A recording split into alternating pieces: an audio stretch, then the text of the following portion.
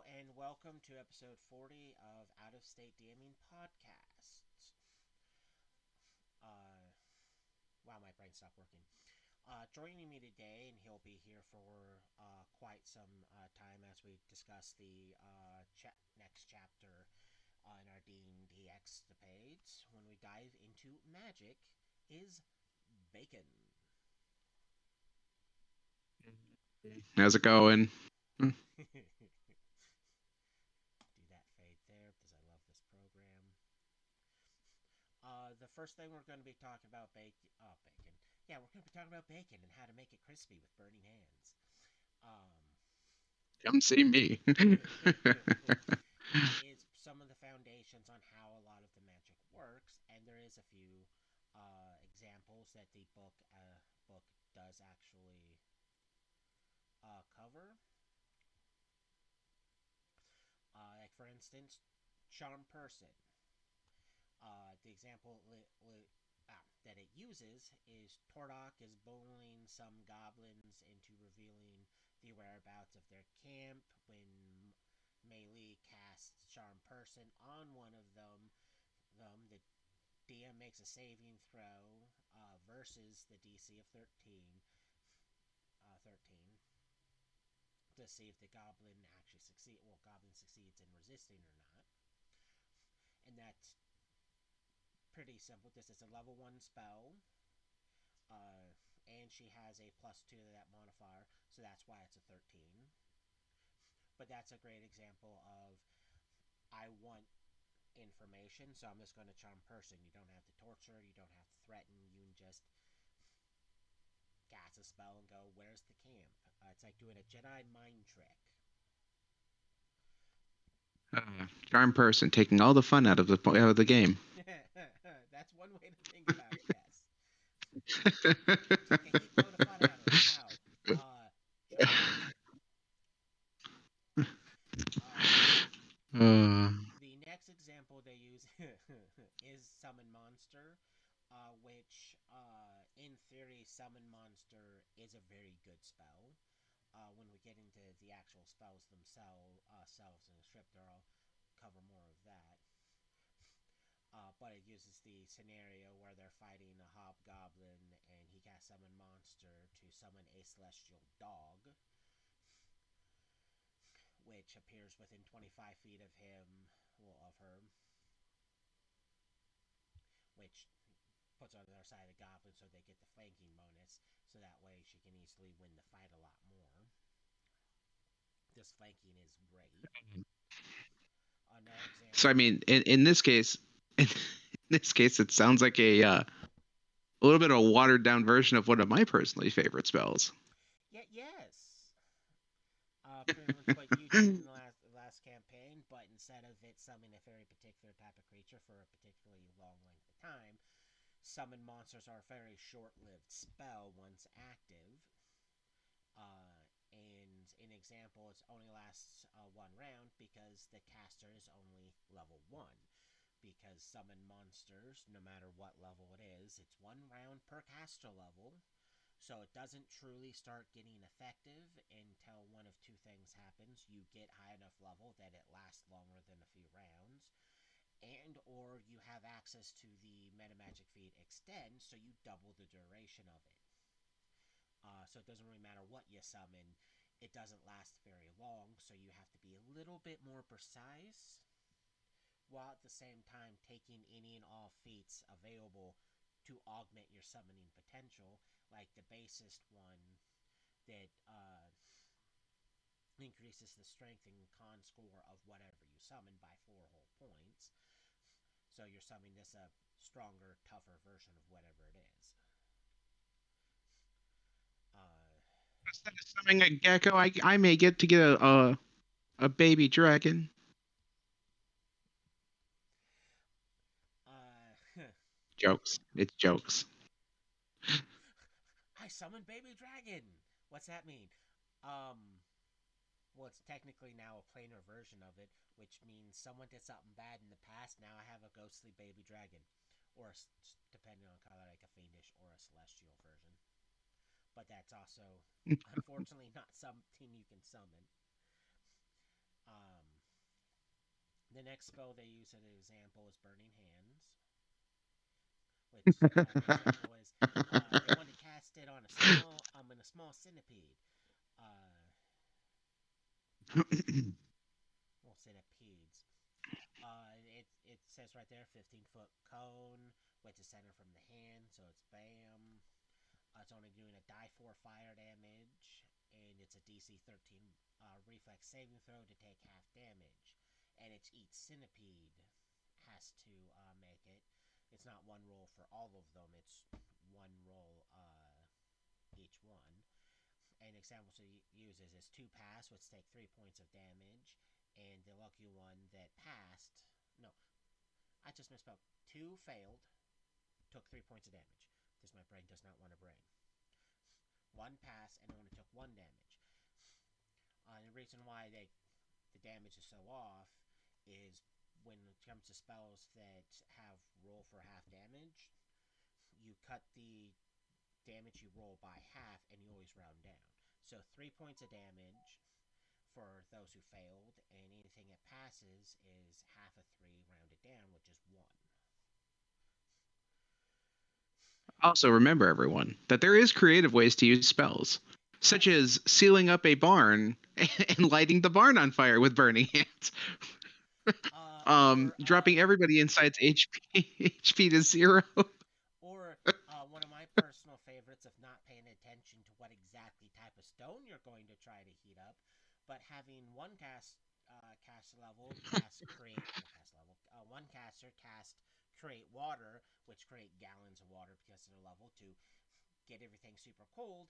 After you spent about 4 or 5 turns casting burning hands to superheat everything, forgetting that it's marble, and you just cause a freaking explosion of marble.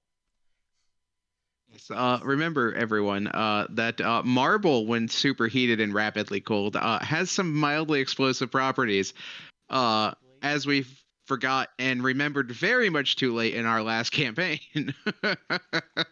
Oh, I didn't forget. I was just hoping you would it would click to say, Oh, "Oh, there's stone blowing I'm up." Got it. It's marble. You forgot it was marble. I knew you wouldn't forget, but uh, Badge and me both very much so forgot. And everyone else involved that decided not to stop you guys completely also No forgot. clue that that was going to happen. So if you're going to be inventive with how you use your spells and think out of the box, certain things can and will happen that can have a very unwanted side effect.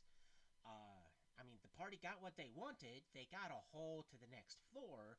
Um, what they didn't want, though, is the quick and subtle drop to the bottom of the tower because they were on the top of a mile tall tower and they kind of just blew up the top.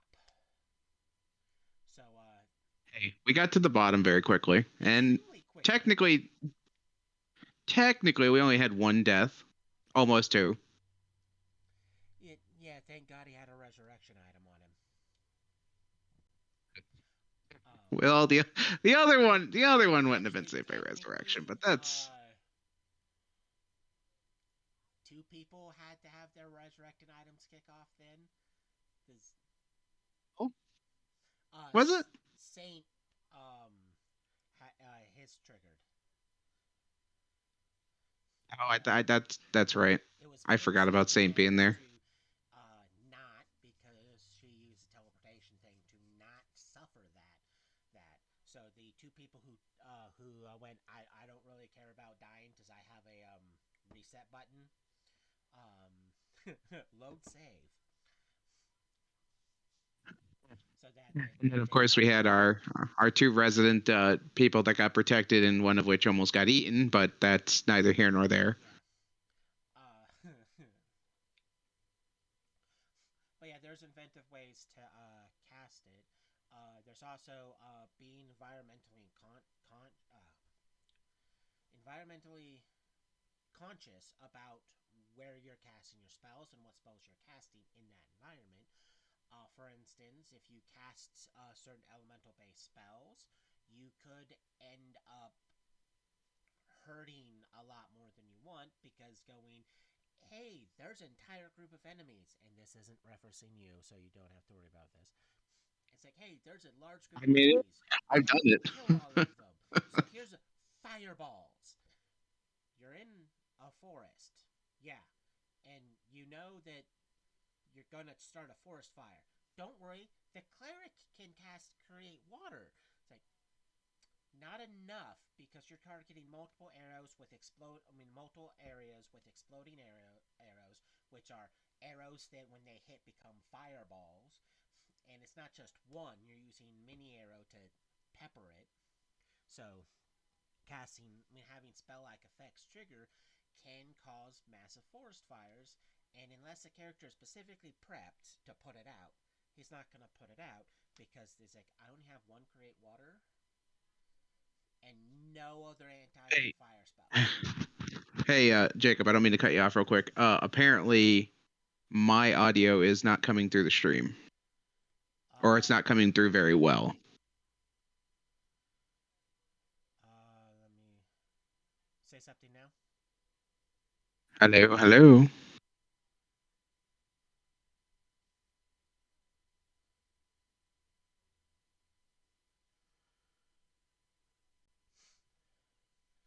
Because I do have an audio option for other people, and I just adjusted it a bit.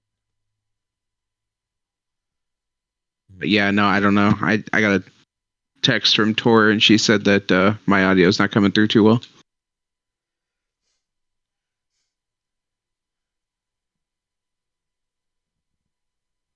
Oh, can Barry hear Lux?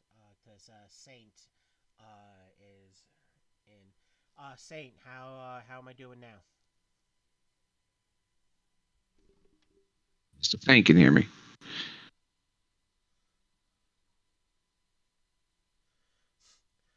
Yeah, he's my most recurring chatter, which is much appreciated. Does I need more of those? Because it gives me someone to interact with. Fair, fair. Uh, that and I will point out, and you can laugh at this. Um,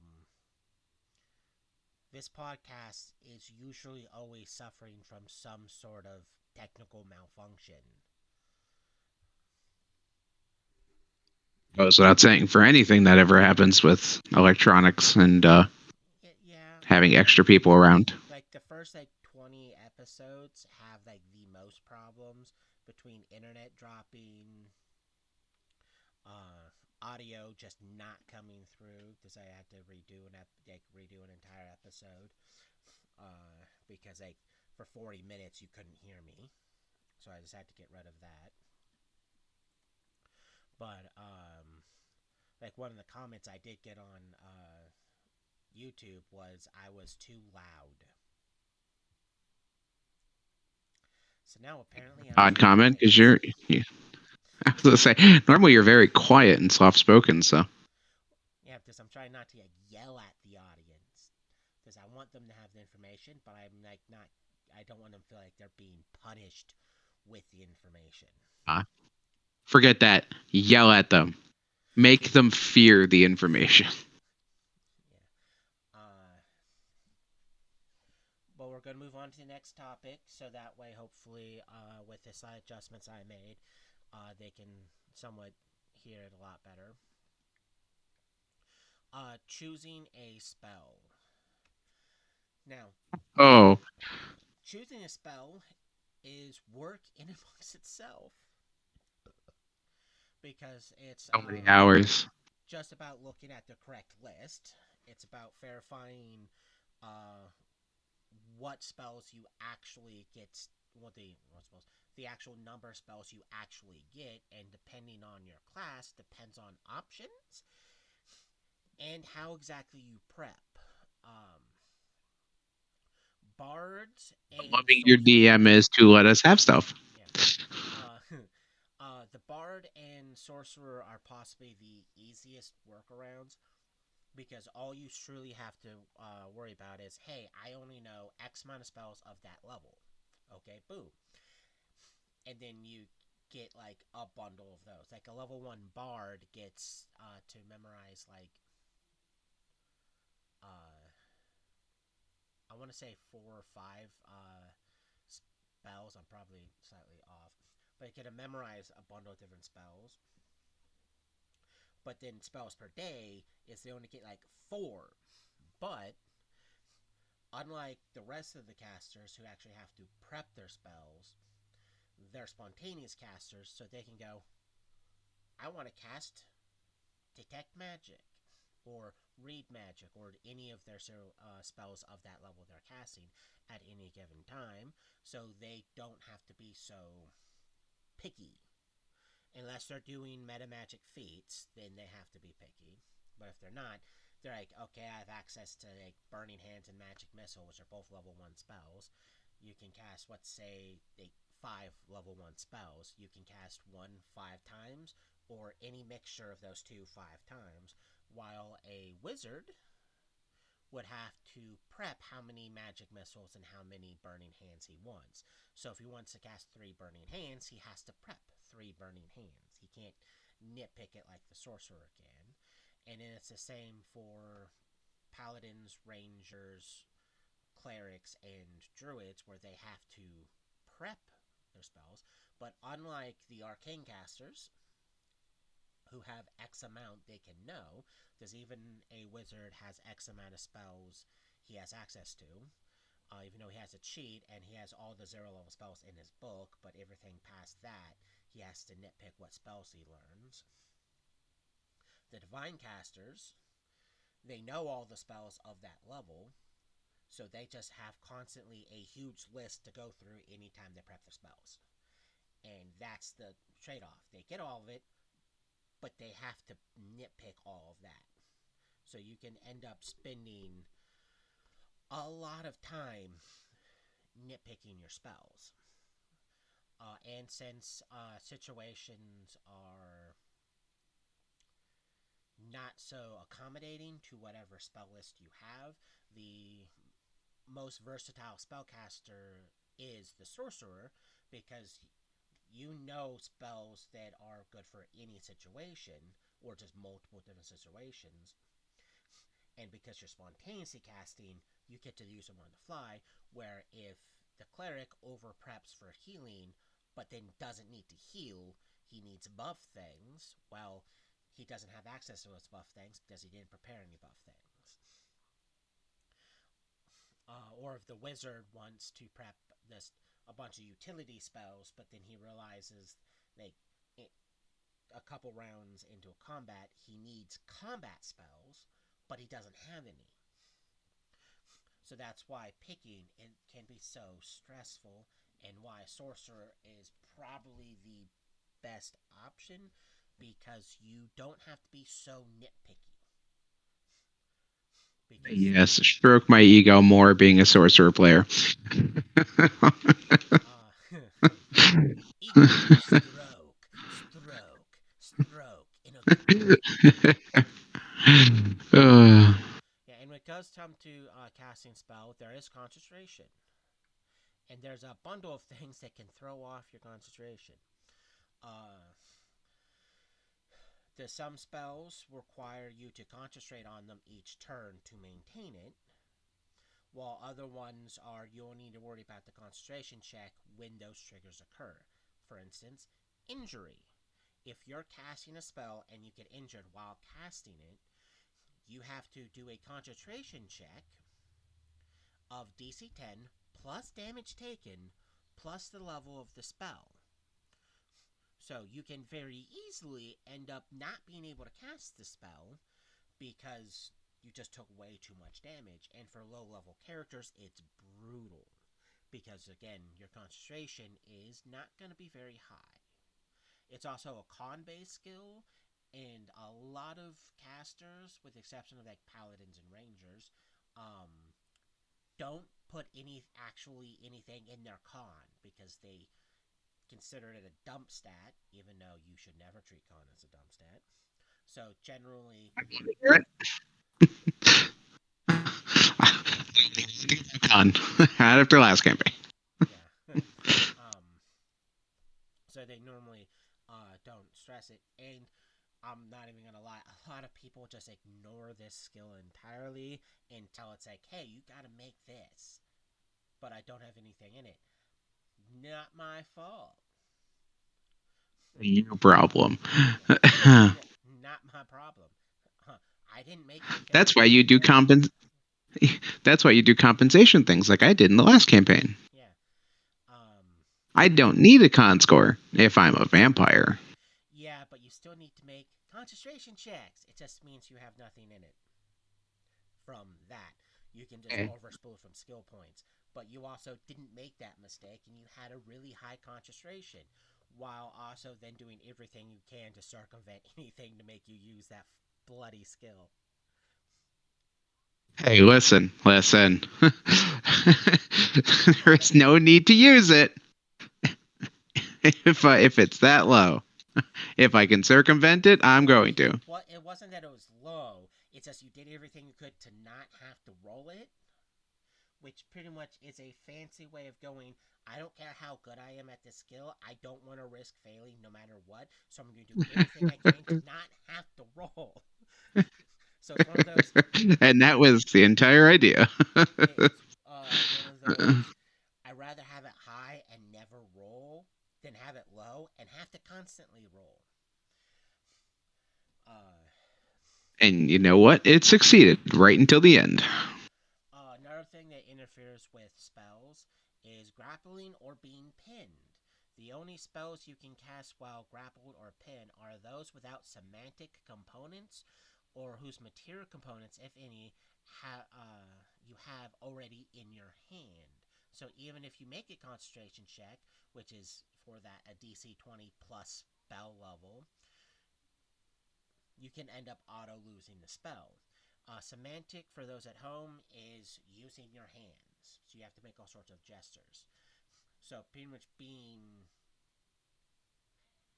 denied hand motions and gestures can ruin, like, easily off the top of my head, like 90% of all spells. Like 9 out of every 10 spells require it. And There if are you ways to can't, circumvent this. yeah, there's a feat for it. Uh, There's also, if you don't already have the material component in hand, which hopefully it's something simple that doesn't get consumed when you cast a spell, so you can do it more than once. You can't. You're not in a position to actually properly get it out to actually use it. So you have to pretty much do everything you can to circumvent it. My way of circumventing it is doing everything you can not to be grappled or pinned. Uh, and this is something funny, vigorous motion. If you are riding on a moving mount, taking bouncy ride in a wagon, or on a small boat in rough water, even if you're below decks in a tossed storm in a storm tossed ship, or simply being jostled around in a similar fashion, you have to make a DC 10 plus spell level or lose the spell. So, pretty much just trying to move can potentially cost you the spell.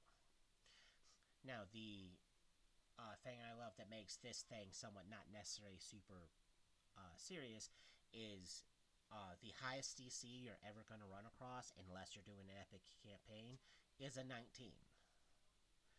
Which means by the time you get access to 9th level spells, you can get it so that way you don't ever have to worry about failing that, because all you really need to do to guarantee it with absolutely no one trying to argue with you is have at least a 19 in that, which by that particular point you can.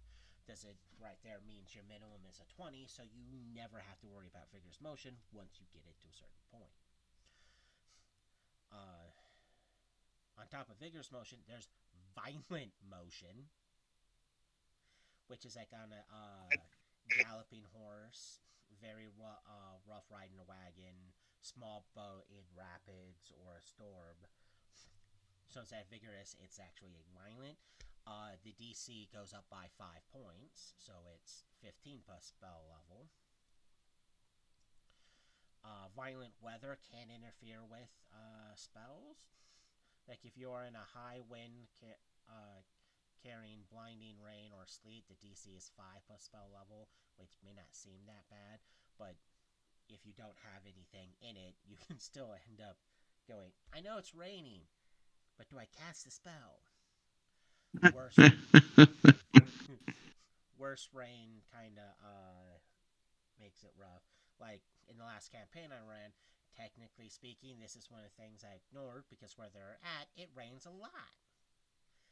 Which means technically, anytime any of them would cast a spell, they had lots of rain and sleet to deal with, but I ignored it because, well, one, the the sorcerer in the group already had other problems he had to worry about. On top of the fact that Yeah, uh, I'm just trying not to die. I was trying not to further hinder them. Um, Just plus, trying not to get mauled by the creatures in the forest for half they the had campaign. they had enough problems with the creatures in the woods trying to kill them. Which goes into the I other can't help thing. it that I aggroed everything I looked at. It wasn't just you. No, but the fake creatures had a definite issue with me being a vampire. Oh, the Fae and these a lot of the plant creatures did. The plant creatures were easy. Just, burning it. Gotta get creative. Gotta get creative. Be gone, plant. Ha! But that then also goes into casting defensively, which you only have to worry about is if you know you're with inside the reach of a creature. If you don't know you're inside their reach, then there's no need to cast it because that's technically would be metagaming. So if you don't know someone has a whip and you're within 15 feet, you're not going to make the casting defensively because you don't know they have a whip. But if you know they have the whip, via them using it on their last turn, then you're like, okay, I'm going to do it. And the way that works is a DC 15 plus spell level. So if you pass it, uh, you don't have to actually worry about someone swinging at you. Because when you cast defensively within, or not defensively, if you cast a spell within the reach of another creature, they get attack of opportunity. Casting defensively ignores that. If you fail, you lose the spell. And you someone have to stress any consequences therefore of. Thus, the only real con is you automatically deny the attack of opportunity with the chance of losing the spell. So that is a big thing. There's a feat that does help with that, which is combat casting. So you declare your casting defensively. You get a +4 to your concentration check to cast a spell defensively. You ignore. I mean, no, you don't get a swing. They don't get a swing at you, regardless of how many people would. But you still have that chance of failing. So that's another good reason to actually have stuff in concentration, so that way you don't lose a spell. Entangled, which is pretty much the spell tangled, or a net, or a tanglefoot bag, or affected by pretty much any Wall of single of those force. spells. Well, this is entangled. Wall of force is a wall, so it's a Oh, different oh, thing you're talking about altogether. just entangled. My Just apologies. entangled in general. You have to make a DC 15 concentration check, or the spell fails. Now, I would like to make a point that just because the spell failed does not mean the spell is you can recast that same spell your next turn. No, what it means is the spell is burned. So if you have a like 3 burning hands prep, you go to cast one, you fail the check to lose a spell. You don't have 3 burning hands to cast still. You only have 2. The spell gets used up. It's just the spell fails to actually trigger. It's kind of like having 3 bullets left in a gun. You pull the trigger, trigger and the gun jams, when you go to unjam it, you're losing the bullet. So you don't get to reshoot that bullet because you don't want to reshoot that bullet because, well, there's either something wrong with the gun or something wrong with the bullet. Same thing with the spell. So it's kind of like you failed and wasted a turn and a spell. So having a decent to outrageous concentration is always important because you never know when you're going to need it. And luckily, I don't specifically go out of my way to entangle or deliberately mess with the players when it comes to the casting spells, unless there's a circumstance that's already preventing it, like anti-magic field, or me going, are you sure you want to stand there and cast that spell? If they say yes, it's like, okay, well, this big monster's swinging at you now because I asked you a very important question and you went, I cast the spell without using key phrases. Because, yes, people, if you cast a spell without declaring you're casting defensively, you're not casting defensively, you're just casting the spell, which means all consequences are now going to adhere because you're not saying the magic words. Uh, the next thing, counter spells. I hate counter spelling. It's stupid. It's stupid. I I prefer to not have to counterspell if I can just Easy. intuit or inventively skip the fact that you can't counterspell me if I burned your HP. Yeah.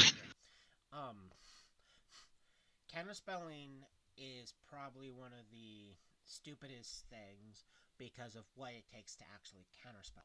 For instance, you pretty much have to prep your counterspell before they cast and have the correct spell. So if you know someone's going to cast a fireball, you prep to counter fireball. But you have to be able to cast fireball in order to counter their fireball, which means if you're not high enough level, you can't counter it because you don't have fireball. If you've already used your fireballs for the day, or use the that level if you're a sorcerer, that level of spells, which is level 3 spell, you're kind of like, this is gonna suck. Uh,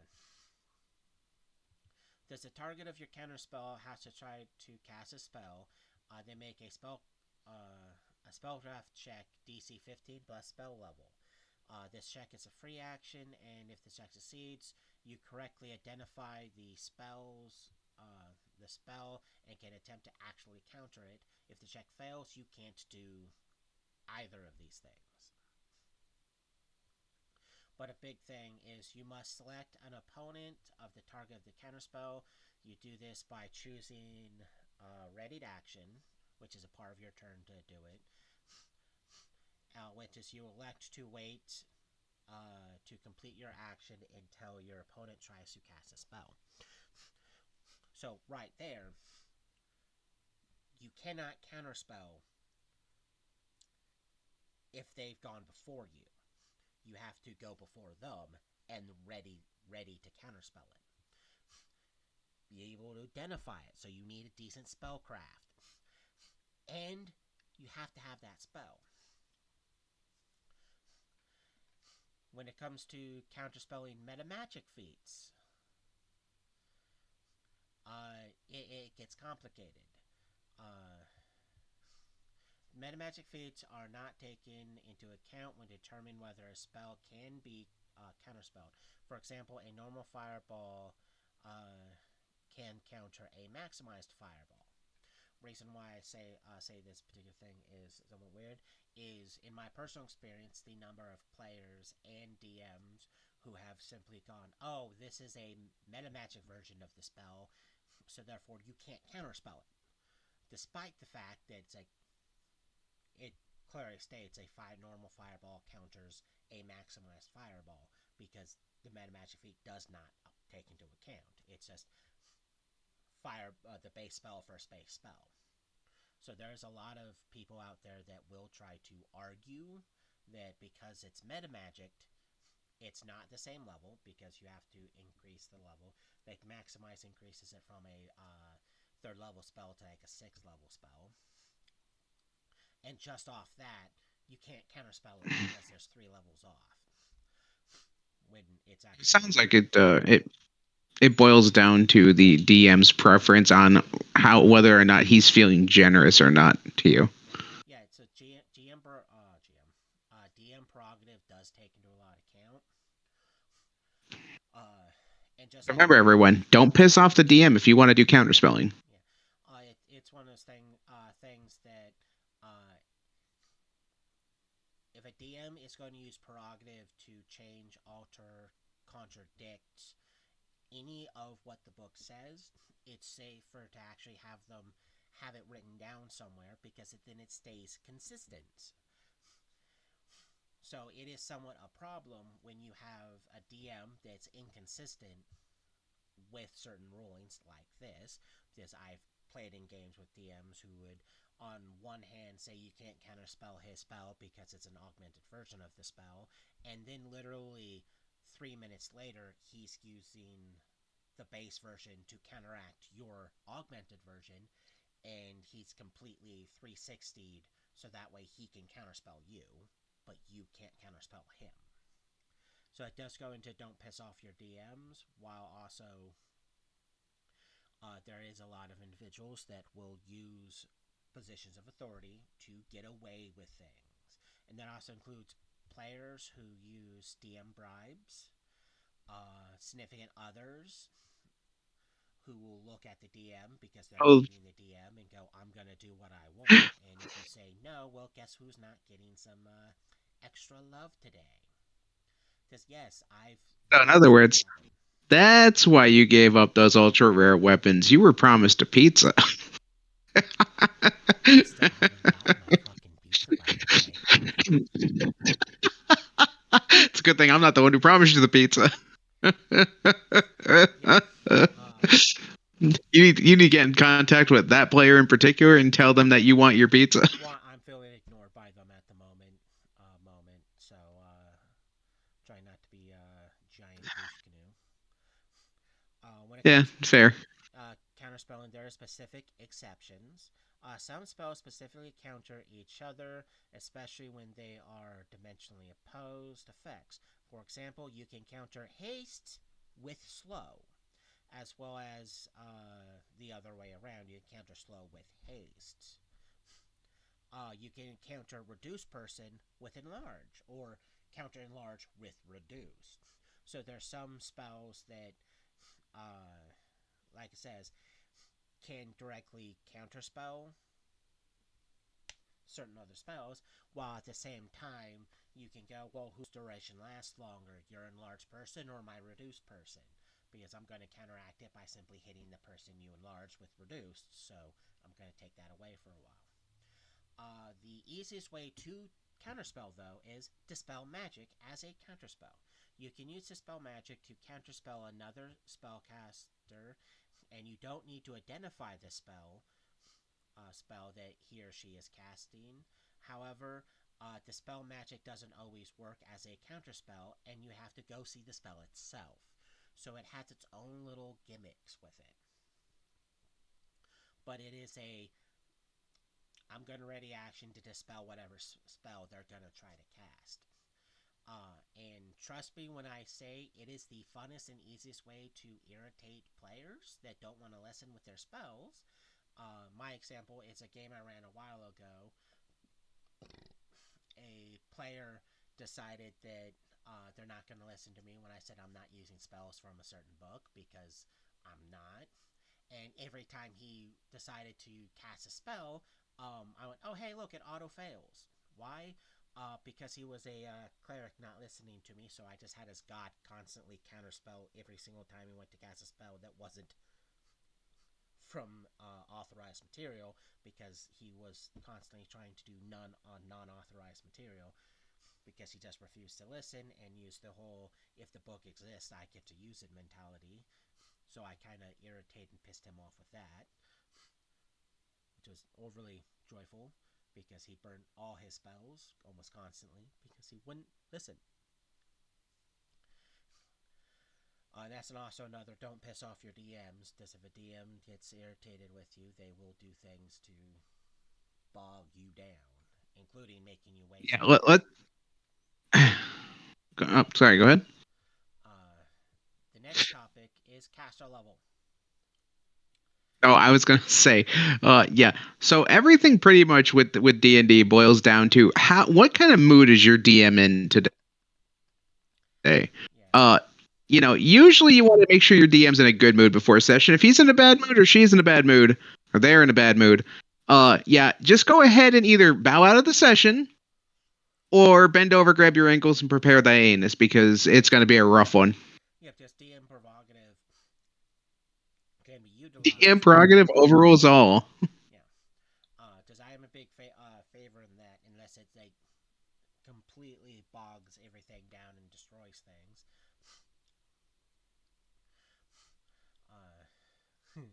DM's prerogative. Um, but yeah, the next thing is caster level. Caster level is important for That all depends on how much gold you have. Let's be fair here. yeah. Cold. If you have the money for the artifacts, you could just say forget the caster level. Well, that's those are artifacts. It's not about casting the spells. It's about items at that point. Um, this is If about the making spell is spells. there, if the spell is there, I can still ignore it if I have it in the artifact. If you have certain things, then yeah. But caster level is important because it dictates multiple aspects of your spells. For a starter, ranges. Unless it specifically says it has a stagnant range, like Bless has like a 50-foot range, it has a range to how far the spell can actually affect, which can be really short of 25 feet plus 5 feet per two caster levels to really far away, which is 400 feet plus 40 feet per caster level. So such spells as like Fireball is a long range spell. It can be referred to as a artillery spell because when you first get access to it, you can shoot it from hundreds of feet away. To at level 10, you can be 800 feet away and drop it anywhere between you and 800 feet away where that little bead can make. Because you can't, if there's a wall there, you can't land on the other side of the wall because the little bead that shoots from your finger needs to be able to get to that location. So blocking terrain can ruin your fireball. But if you have no blocking terrain, you can go, oh, he's what, 700 feet away? Boop, bam. Another reason why it's important for spells such as Fireball is you get a die 6 of fire damage per caster level to a max of 10 die 6. So a 5th level caster casting Fireball is only going to do 5 die 6 worth of damage, but a level 10 is going to do 10 die 6 worth of fire damage. So there is a huge difference. Duration effects. The higher your caster level, the longer it lasts. For instance, summon monster is 1 round per level. So at low levels, you're only going to get a couple rounds. But at higher levels, you can have it end up staying for most or all of the fight. Um, like one of my favorite spells I try to get people to take because it saves money and a lot of problems for the most part is the first level spell Mount. It lasts 2 hours per caster level. So when you get to around caster level 4, you get it through pretty much for the entire travel period of going point A to point A, well point A to point B, because it's normally only 8 hours of travel that your character actually makes in a solid day, not counting breaks or anything. So caster level does help a lot with that. There's volumes, such as create water. It's 2 gallons per caster level. There's also spell resistance. If you're too low of level, there are certain creatures your spell just auto fails on, unless it specifically says it bypasses spell resistance. So there's a lot of things that your spell actually requires you to be higher level on. That's why being stuck as a second level sorcerer for pretty much most of an entire campaign can and will stress you out a bit because it's like, yay, thanks to me, we're fighting tougher things, but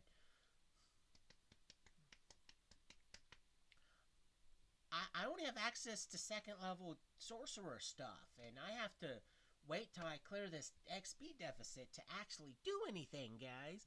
Because here's my magic I can missile, imagine. which is only one missile because I'm only level 2. So that's 1 die 4 to something within 120 feet of me. Right Incredible. now,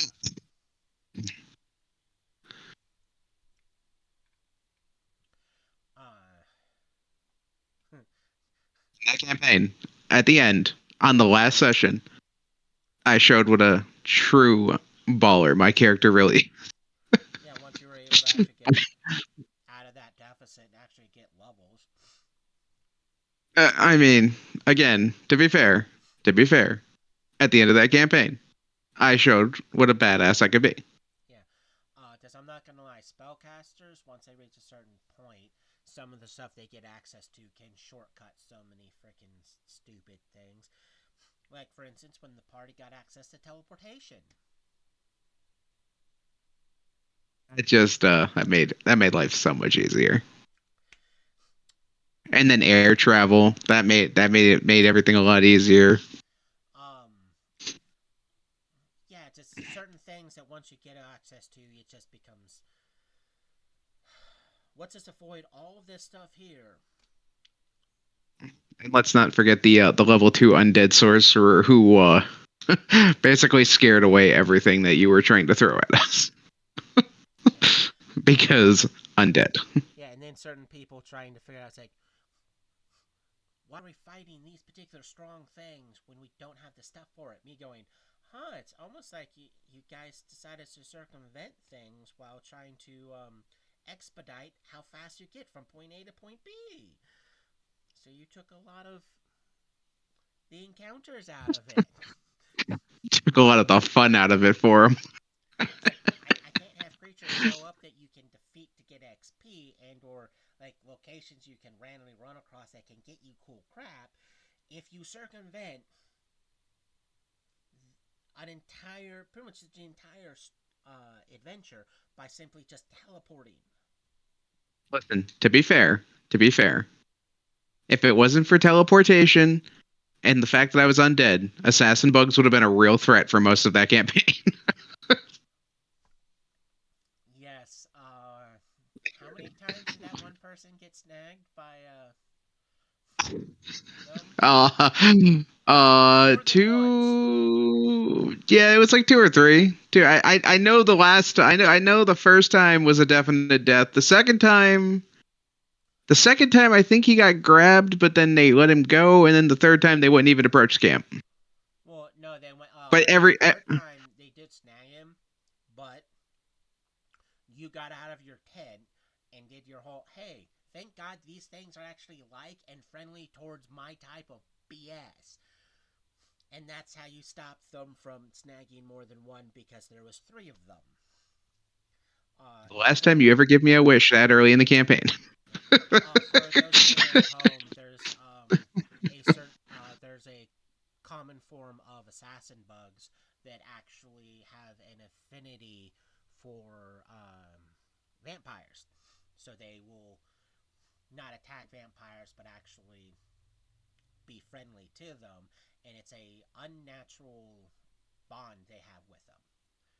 That's not necessarily fully explained, other than from the source material it's actually from. And if you ever played Ravenloft, you just know how BS a lot of their stuff is. And the best. Are you calling me out right now, sir, for having a broken character? No. I mean, I was gonna say you're right, but that's not the point. Yeah, it's like my assassin bugs, they're not the biggest nor the toughest assassin bugs you can find statistics for. Almost like I did that on purpose.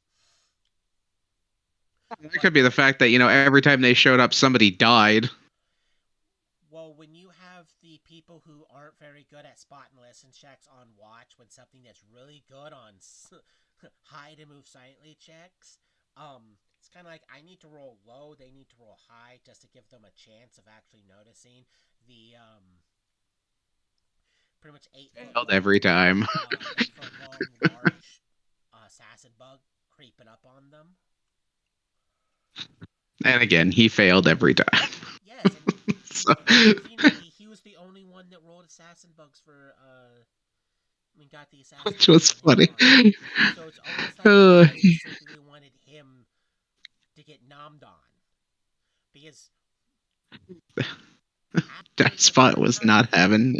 they never got rolled again.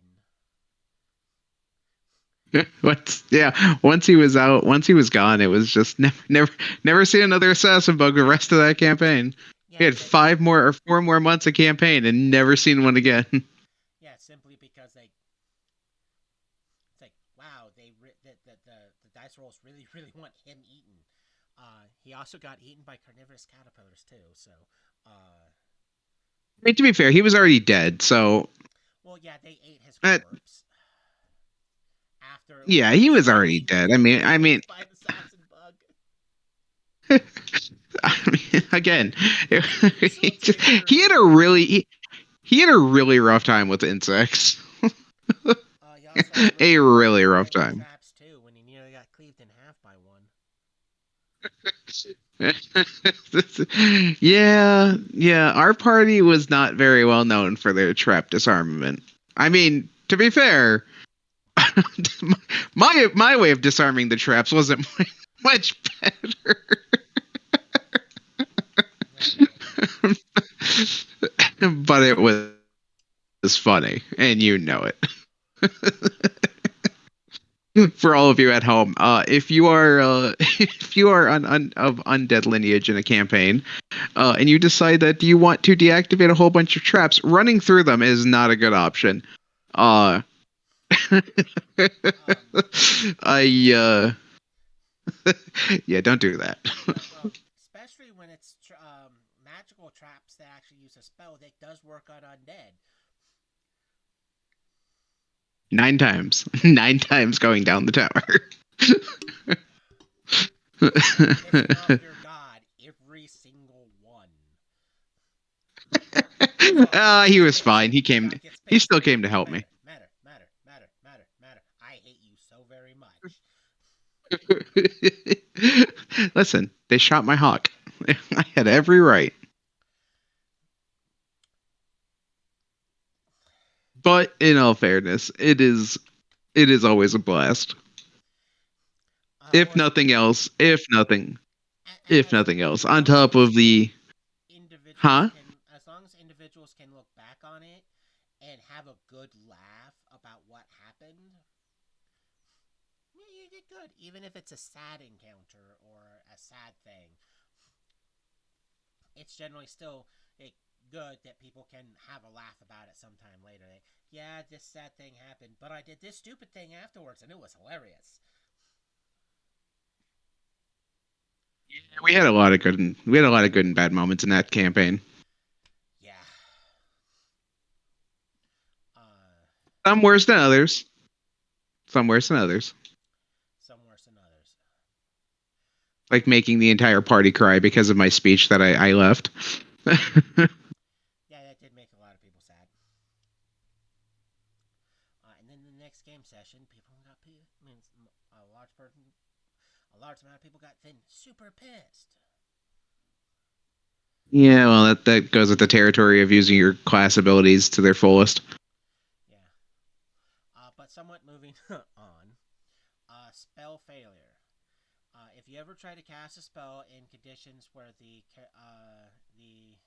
characteristics of the spell, range, area, or the like, cannot be made to conform, the spell the yeah the casting fails and the spell is wasted. For example, if you cast Charm Person on a dog, that spell fails because a dog is the wrong sort of target for the spell. For reference, Charm Person works on humanoids, not things that are not humanoid. For instance, dogs are animals, therefore it doesn't work. And you have to be very precise because charm person does work on like orcs. It works on goblins because there are humanoid orc, humanoid goblinoid. It does not work on gnolls. Why? They're monstrous humanoids, so they're in a different ballpark in itself. It does not work on dragons. They're dragonoids. Does not work on elementals. They are elementals. Does not work on a fairy because it's a fae. Doesn't work on the talking tree because it's a plant. So there's a bundle of spells like that that just on the basis that the spell wants one very specific thing for the target to be considered valid, you can auto fail simply because the spell cast does not have its parameters met. Uh, Now I will admit that certain things I don't auto have fail because, like it says, the range, area, or the like cannot be made to conform. Technically, that does mean if you are in a 15 by 10-foot room and someone casts a fireball, technically, if you want to get technical, per the ruling, the area cannot be made to conform to a 20-foot radius spell because that's 40 feet diameter. A 15 by 10 room is not big enough for fireball. Therefore, by that wording, fireball fails. But this is where DM's prerogative takes an effect. A DM prerogative will go, it still goes off because it just means everything in that room is being cooked, and possibly, unless the doors are closed, some stuff in the hallway is also being cooked. So to recap on this a little bit, this would be the perfect example for this would be the when we were on that island and we discovered that disease that was turning us into what was it, metal, our bones to metal, and we decided to cook the 20-foot room with a 13th level fireball. Yeah, it's a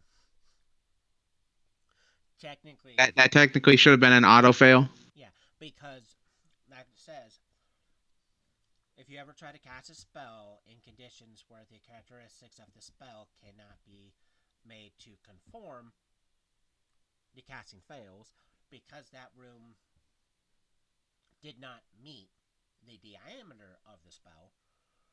The spell would have auto failed, but I went, no, it may not be as spacious as needed for the spell, but I'm still going to have the spell go off. Not necessarily to be We took a nice, whole bunch of fire damage. but because, well, I'm not that big of a dick. And there is DM's prerogative. Yeah. So it's always good to, when you're casting a spell, if a DM lets it pass, DM's prerogative. If a DM goes, the area can't conform, so therefore no, trying to argue with him is like, it says right here, you cannot conform. You have a 60-foot line in a 30-foot hallway, you're casting it. The spell cannot conform to that because you need 60 feet, not 30. So therefore, spell fails because it cannot conform. Is that DM following the book? Yes, it is. But that does not mean you need to be a dick about it, because the more dick you become, the more likelihood that DM's going to be more particular and precise about his rulings on how he can have fun pissing you off. So if a DM lets you get away with a spell that shouldn't have worked simply because of certain parameters, either A, go, hey, that spell shouldn't have worked, I'll be better next time, or just let it happen. Because either the DM doesn't know or doesn't care. Those are the biggies on that particular ruling there. Does not know, does not care. Both are valid reasons for a spell to work when it shouldn't have worked, because, again, if you don't know, you don't know. If you don't care, it does not matter because you do not care. To be fair, Lux here is a very, very good DM who lets us get away with a lot of things that we probably should not have. No, we definitely should not have gotten away with some of it. He is a fantastic DM, and you can always find him here and in his own DM server. Yes, does the out of state DMing podcast also has its own server, which is its own growing community of role players, where we're trying to grow it not just for people to particularly play games, but for people to share tabletop related information with one another and actually have a community to talk. No, it does not have to be about 3.5. I will admit my expertise primarily falls in 3.5. Oh, hey, look, we're at that time. We're at So before we wrap anything up, Lux, I have somebody asking me: Is where do you can you find the book that you were using for today's podcast? uh, if well, it's actually not as easy to find as some people may think.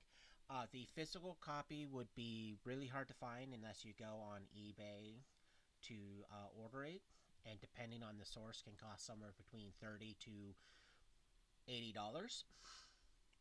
And it's because it's an out of print book. The PDF has multiple sites you can probably find for it. Some you would have to pay, others you may be able to get it for free. And those sites are constantly Wow. coming up and going down. Um, What's the name of the book for our viewers here, so they the to more thoroughly answer their question? I can also do this for those who are watching. Ha, hee hee, hoo hoo, ha ha, ha hee. It is as I know, I do not want that computer. Thank you very much. It is this right here, Dungeons and Dragons Player's Handbook Core Rulebook 1 for Volume 3.5. Uh, that is the official, most up to date book for the edition I use. Yes, there is a third edition that may be almost perfectly identical except for key attributes, but I am not going over third edition stuff. I'm doing over the revised 3.5. This is the book needed for any and all players if you're trying to really get into the game. If you cannot get a hold of a physical and or a digital copy of the book, you would have to rely on the DM a lot. Back when I did a lot of in-person games, I will admit we did a lot of PDF sharing to make sure everyone had what they had, because it was very easily thumb drive to whatever to get it. It's harder doing it over the internet because trying to get site access to stuff can sometimes be difficult. Thus, you have to make sure you get a working PDF that also doesn't have weird shenanigans with it. So if you're downloading from the internet, make sure to check your sources.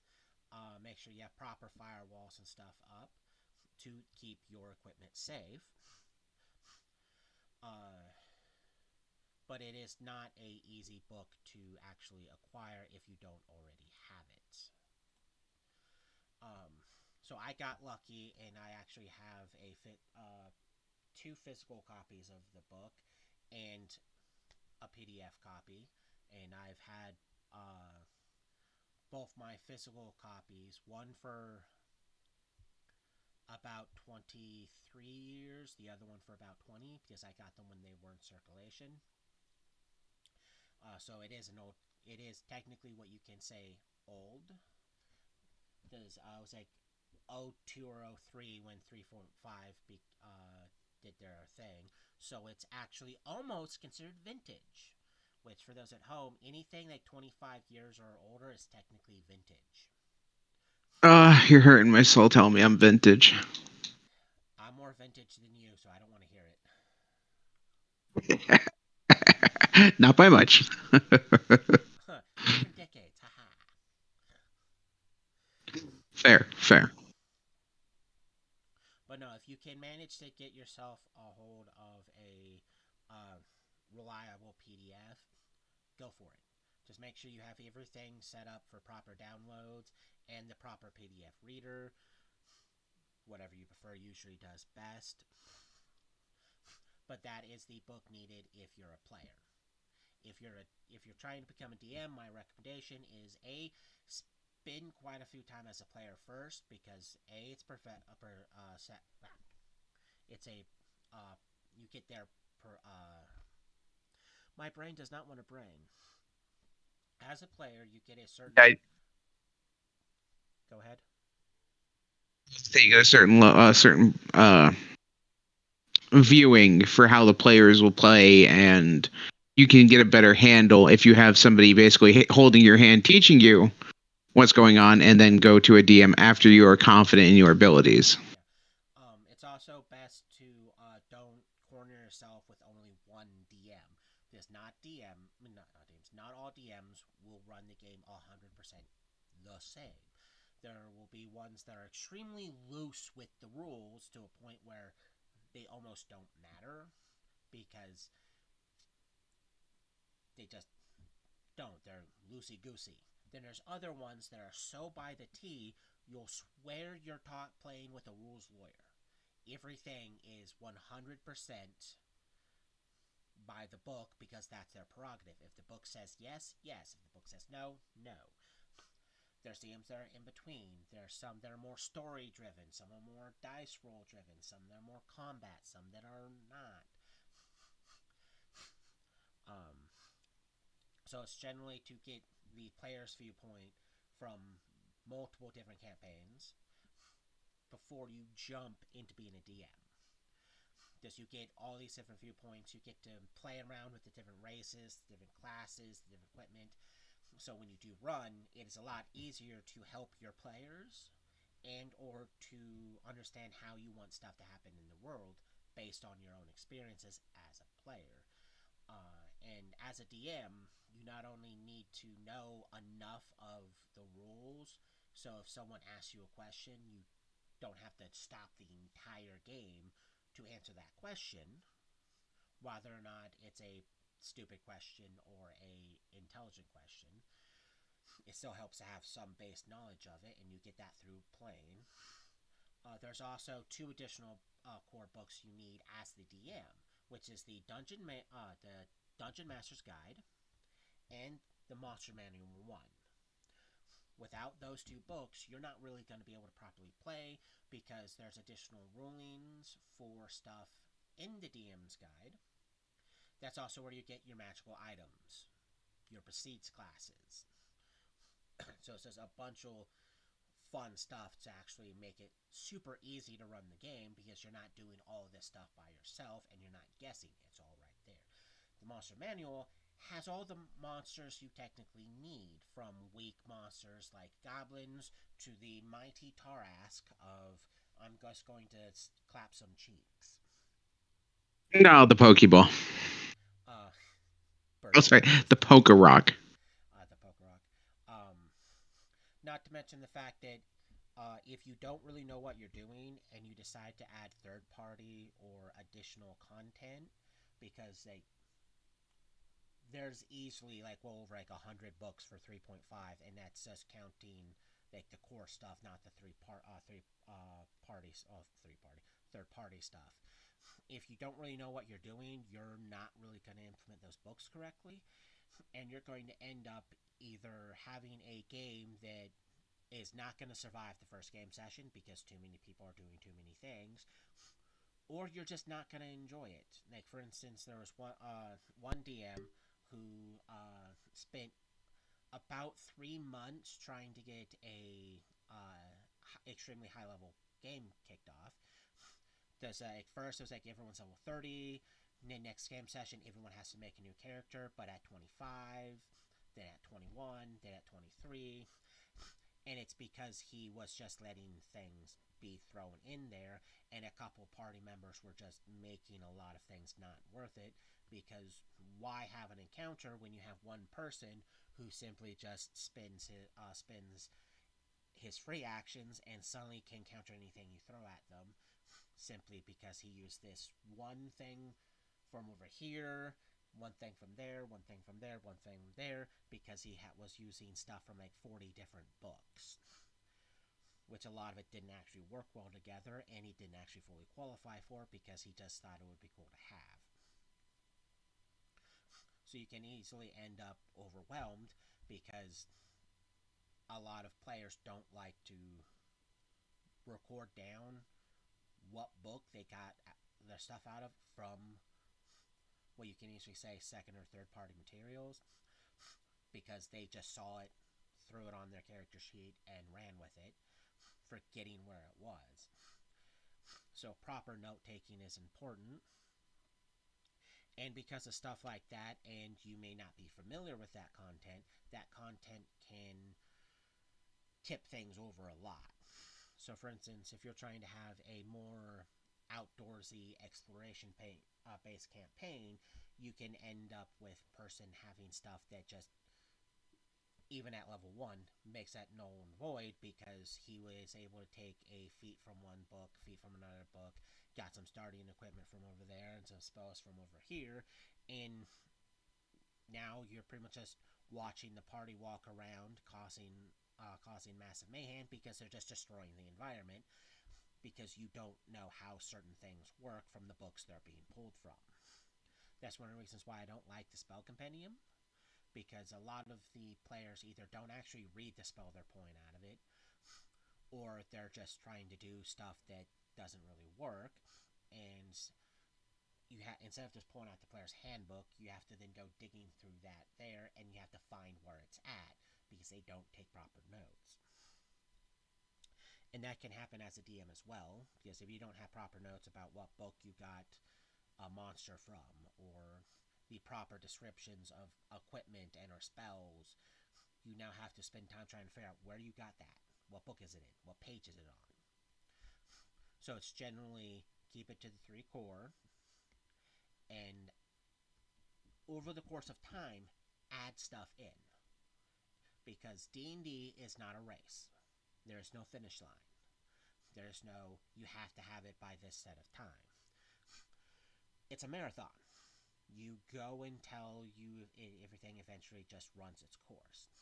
Campaigns can last anywhere from a couple of months to a couple of years, all depending on what people do and like what they do and how it actually collates into the end. So you do not need to rush things.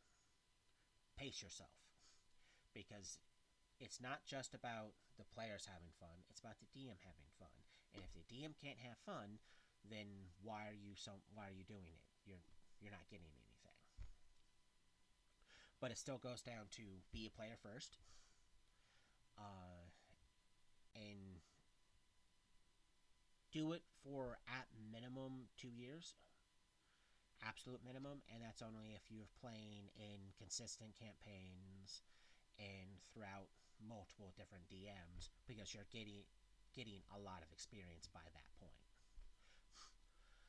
Because it can take a long time for you to get the hang of things, for you to understand things, because not everyone has the same learning curve. But for those watching and who watches when I put this on YouTube, if you would like to learn more about D&D and all its shenanigans, both for this edition and other editions, the out-of-state DMing server, I have a community server I'm running. I will be plugging the link in the description. You can simply join there, ask questions, talk to people, and just feel around to see where you want to go and how you want to do things.